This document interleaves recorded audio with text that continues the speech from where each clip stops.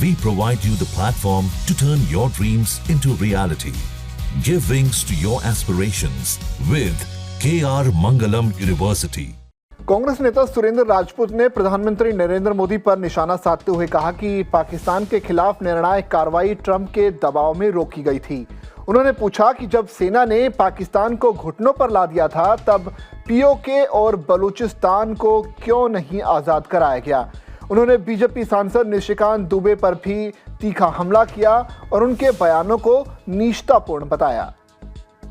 नरेंद्र मोदी सरकार द्वारा की गई कायरतापूर्ण युद्ध विराम को बचाने के लिए, उसको ढकने के लिए, जनता के बीच में उसका गलत असर न जाए, जनता पूछे न कि हमने पीओके क्यों नहीं लिया नरेंद्र मोदी जी, हमने बलूचिस्तान को क्यों नहीं आजाद कराया नरेंद्र मोदी जी, जब हमारी सेनाओं ने पाकिस्तान को घुटनों पर रख दिया था। उस कायरतापूर्ण कार्रवाई को जो उन्होंने डोनाल्ड ट्रंप के कहने से रोकी थी, दबाव में आकर के सीज फायर किया था, उसको खाली बचाने के लिए श्री निशिकांत दुबे इस तरीके के नीचतापूर्ण हरकतें कर रहे हैं। क्या अटल बिहारी वाजपेयी, नानाजी देशमुख या भारतीय जनता पार्टी के अन्य नेता जो उस समय जनसंघ में थे, चाहे बलराज मधोक हो, चाहे कुशाभाऊ ठाकरे हो, उस वक्त ये सब दस्तावेज क्यों नहीं लेकर के आए थे? क्या वो लोग भी गद्दार थे निशिकांत दुबे, या वो लोग आपकी तरीके से नीच नहीं थे? वो जानते थे कि इंदिरा जी जो हैं दुर्गा मां का अवतार है, उन्होंने स्वयं कहा था। तो आज की डेट में भारतीय जनता पार्टी मूल रूप से देश की एकता और अखंडता के लिए बाधक है।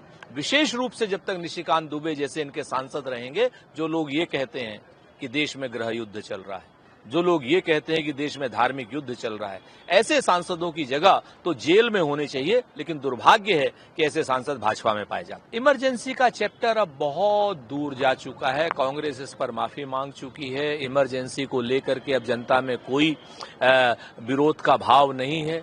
आज की डेट में तो जो अघोषित इमरजेंसी चल रही है देश में, जिस तरीके से नरेंद्र मोदी जी की सरकार ने अर्थव्यवस्था का पर कुठाराघात किया हुआ है, आज की डेट में आपकी आवाज स्वतंत्र नहीं है, जिस तरीके से विपक्ष के नेताओं के ऊपर ईडी का, सीबीआई का, इनकम टैक्स का छापा पड़ रहा है, जिस तरीके से जो भी सत्ता के विरोध में अखबार जैसे गुजरात समाचार जैसे अखबार आते हैं उनके ऊपर ईडी का छापा चल रहा है, ये तो इमरजेंसी से भी बुरे हालात चल रहे हैं। आज की डेट में जिन लोगों ने इमरजेंसी देखी है वो आज बताते हैं कि इमरजेंसी में भी इतने खराब हालात नहीं थे। इमरजेंसी में भी भारत की जो पत्रकारिता की रैंकिंग थी दुनिया में 50 के अंदर थी। आज की डेट में दुनिया में जो रैंकिंग है वो 150 से ज्यादा पायदान नीचे गई हुई है। लोग जानते हैं कि इमरजेंसी नरेंद्र मोदी जी के शासनकाल में ज्यादा है।